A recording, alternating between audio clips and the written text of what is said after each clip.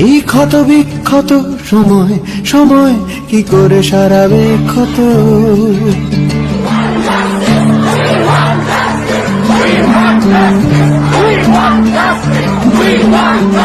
কি করে ভোলাবে মনের গভীরে ক্ষত জমে আছে যত।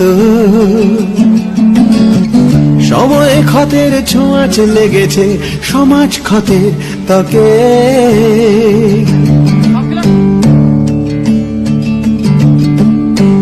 ক্ষত স্থান দেখি আমার শরীরে সময়ের ছবি আঁকে।